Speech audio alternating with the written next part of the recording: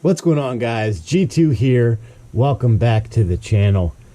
Chances are, if you're watching this, you're probably new to our channel. If you're one of our subscribers, we're going to add a little bit more to the mix here than just firearms builds and reviews. We're going to go into golf. Golf is something that I have been doing for 20 years. Way before I was a gunsmith, I was a golfsmith.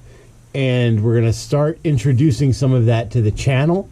I think some of you will really enjoy that. Those of you who don't worry. The firearms are going to stay. We're not stopping that. We're going to still have as much firearms videos as we had before. We're just going to add golf to the mix as well. This really should be the first video that should introduce the G2niverse to the golf world. And that is going to go into how to build your own set of clubs. We're building a current set right now. Check out those videos we'll be releasing soon. So if you're not subscribed, hit that subscribe button and hit that notification bell so that you're alerted every time we upload new content. But today we're going to kick it off with the very first step that you need to do if you're going to build yourself some clubs, or if you're going to go buy yourself some clubs.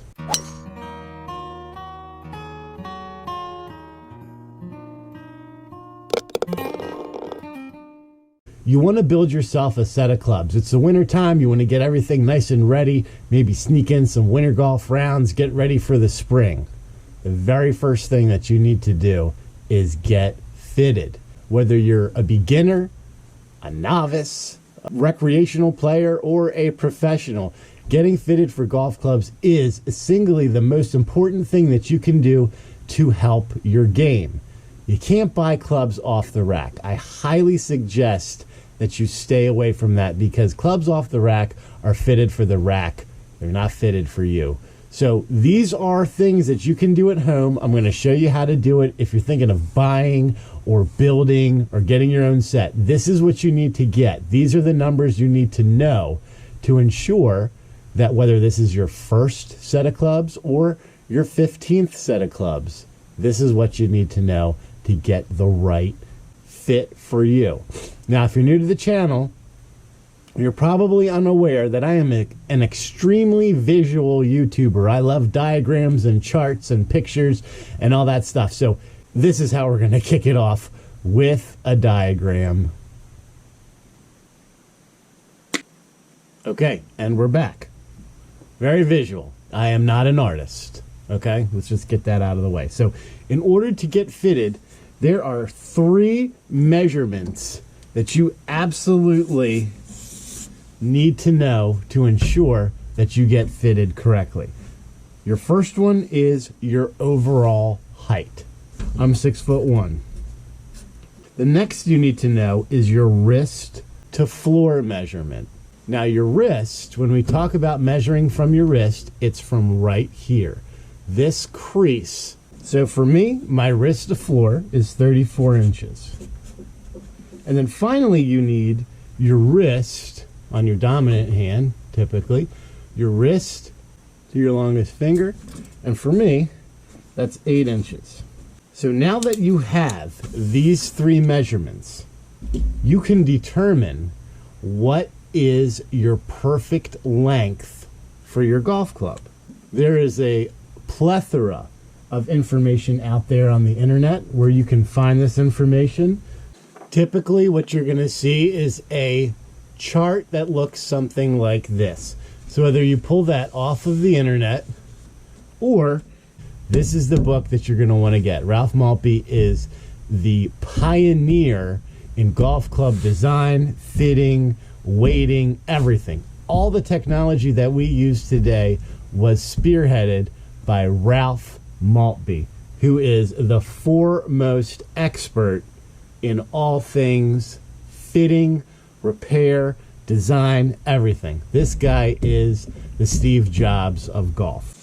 So using that chart, we go right here. I'm 6'1", so I'm going to be somewhere in between these two right here, because it goes from 6 foot to 6'2", and then 34 inches. So I'm going to be right here. So I'm either going to fall into one of these 2 categories here. And you can see for me, it's a 1/4 inch short. as your arms get longer, the clubs get shorter, right? Because the arms are closer to the ground. And as your arms get shorter, the clubs get longer because they're further away from the ground. So this puts those two things into consideration when you're measuring yourself. So I know that for me, if I'm going to create myself a club, it's going to be 0.25 inches short. What the hell does that mean, right? So golf clubs come in standard lengths. Yes, some manufacturers will make their clubs longer than others.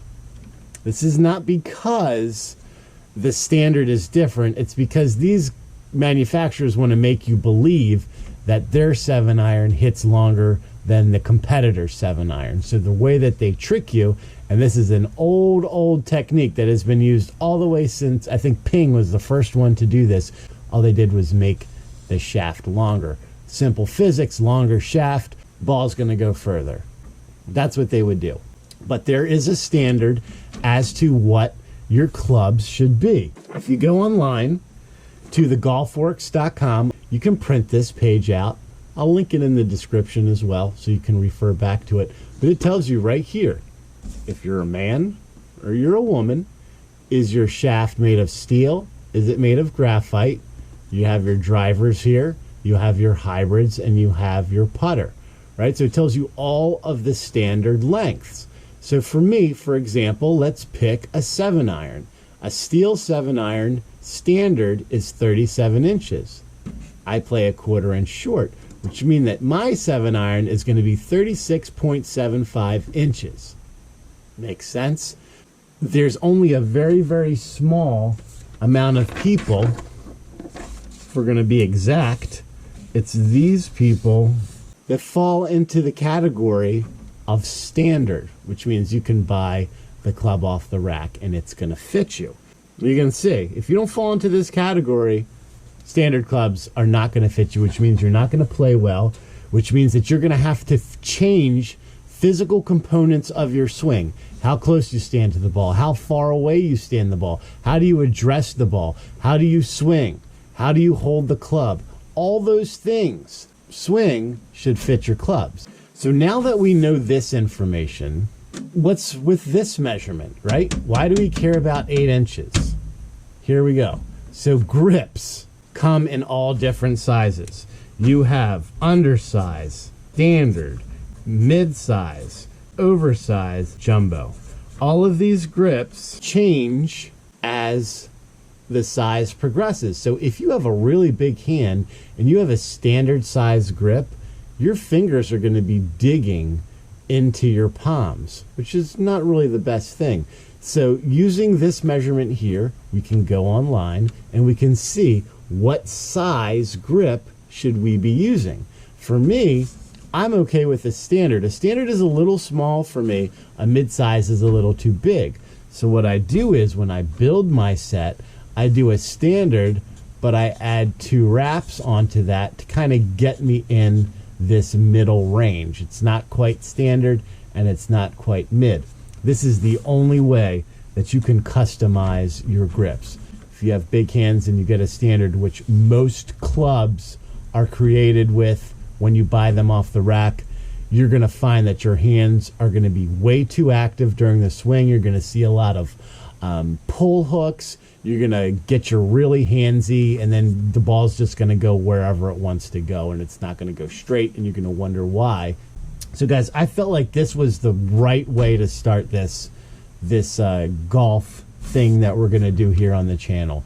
A lot of you want to get new clubs. You're going to spend, if you're into golf, you could spend upwards of $4,000 or $5,000 for a set of clubs. But if they're not fit to you, guys, you're never going to hit them well. You're going to hate them. You're going to think the clubs stink.